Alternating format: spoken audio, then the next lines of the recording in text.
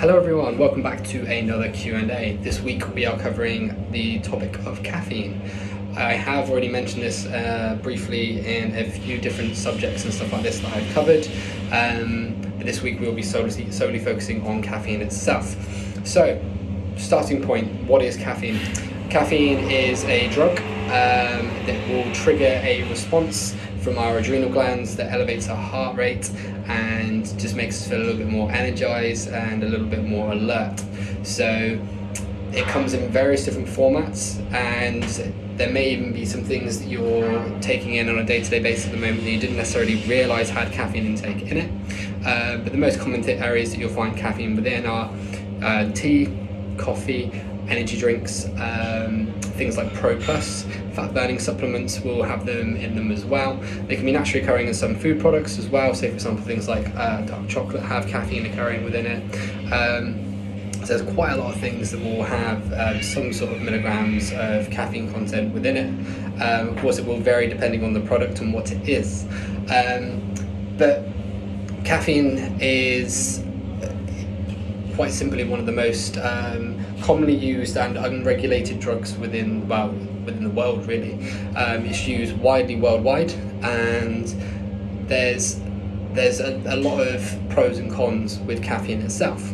So I'm a big fan of caffeine. I'm not going to try and hide that or deny that, but it is something that needs to be used and taken in under consideration as well, because it's very easy just to think, oh well, I can get it as easily as buying anything in a supermarket when it comes to sort of like groceries or something like that. You can buy energy drinks, you can buy coffee, there's no age restriction on it, there's no laws in place that would restrict you from buying certain amounts, really, apart from some energy drinks within the UK. You do have to be over the age of 16 to purchase them, but again, that can kind of vary with the strictness of it. It wouldn't be like if you're buying cigarettes or alcohol, for example, where you have to have ID for it, and across the board people will get ID'd for that.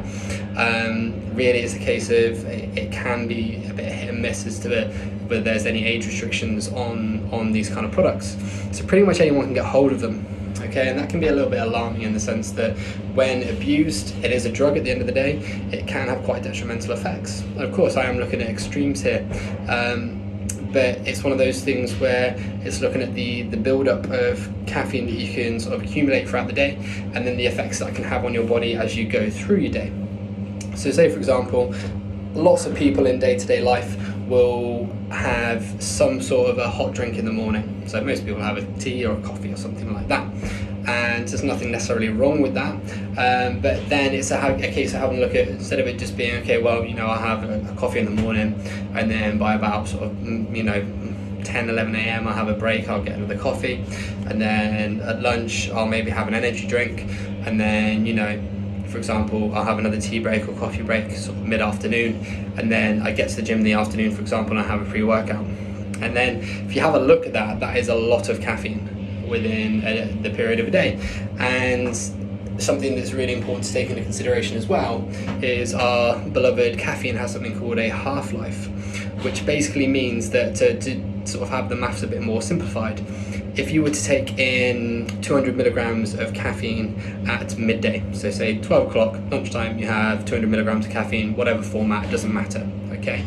And then everyone will vary slightly differently depending on their metabolism, but it's around 6 hours before half of that caffeine intake will have left your system. So at 6 p.m. in the evening, say for example you took 200 milligrams in, 6 p.m. you've still got 100 milligrams of caffeine running through your system.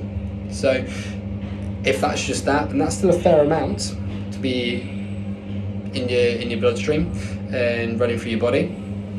But then if you think about, like that example I just gave a second ago, where if that's one of 4 or 5 sources of caffeine you've had throughout the day, you could be in the very high hundreds, mid to high hundreds quite easily still late on in the day.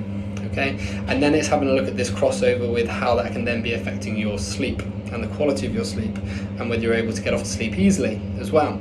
Because if you're stimulated off your high horse and you're feeling all over the shop and just really, really sort of wired late on in the day, chances are you may need to look at your timings of your caffeine intake and what impact that's then having on your body, So these things are really important to look into, and I think we can all benefit time to time just having a full kind of step back from caffeine. It doesn't need to be anything dramatic. I've done it a few times where I've taken a week, 2 weeks off and just gone either as close to caffeine free as I can, or just step back from the amount that I'm having.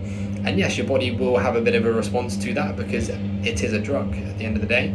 So it's not something that your body's just going to, okay, cool, you can just go without that. You may find your energy levels fluctuate and change a little bit, but it is something that's really important to do. But also, if it's something that you use for a performance benefit, say for example you're using pre-workouts, and like I said, there is going to be a bit of a crossover with the sleep and the pre-workout Q&A that I've done with this as well, then you'll probably find a benefit even more so from having that bit of a step back for a certain period of time and just being like, cool, let your body have a reset, let everything just relax for a moment.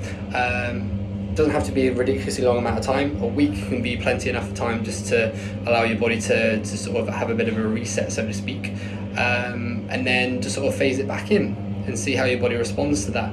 But if you're at a stage where looking more at the extremes, where you're having a fair amount of caffeine throughout the day and you're not really feeling the effects or the benefits of it that you'd like to, chances are you're building up a bit of a resilience to it, and you're just getting more and more tolerant of the caffeine that you're taking in because it's becoming almost the norm. So that's something that's important to consider as well.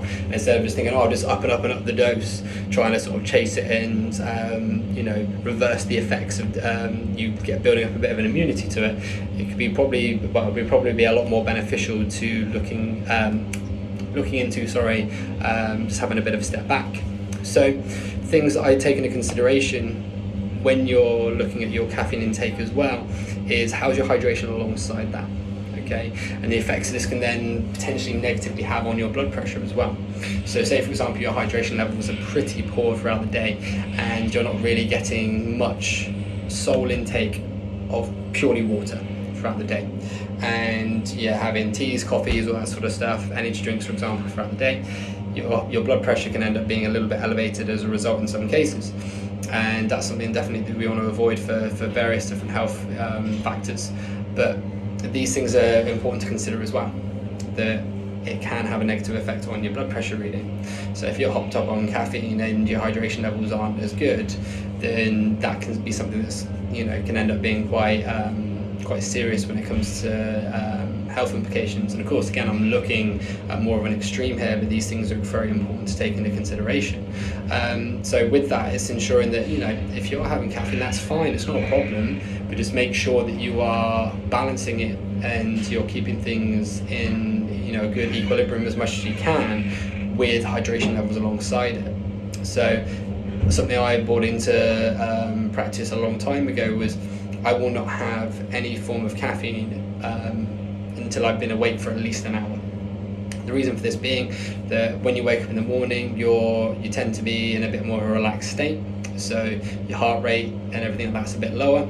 If first thing you're doing when you wake up in the morning is you're smashing off a pretty strong coffee, or you're having some sort of caffeine intake, where your heart rate's been a bit lower, your blood can end up being a bit of a thicker state because you haven't been moving around as much as you do in your day-to-day, for example, and then you give it a stimulant and your heart rate elevates, and then as a result your blood pressure can skyrocket.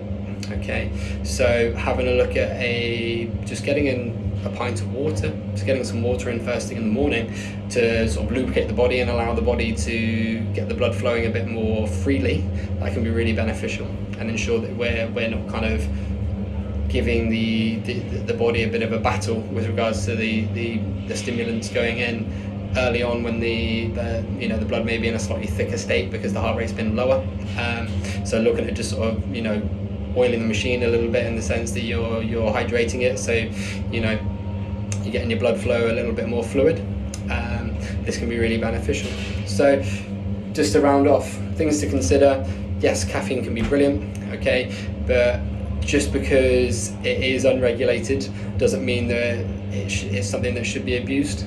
It's important to have a bit of a step back every now and again, but also just assess where you're at with things, First of all, are you feeling the effects that you desire from it? Second of all, are you in a position where you feel like you're just constantly riding a bit of a wave and it's maybe negatively affecting your sleep?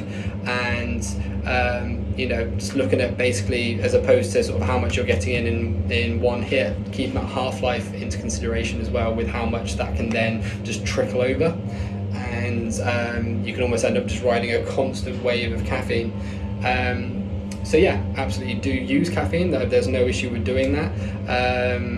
It has many benefits and pros as well, but definitely be wary of the negative effects and ensure that you're using it responsibly. I know that might sound a little bit drastic, but yeah. All right, let me know your thoughts. Ooh, a little hiccup, and goodbye.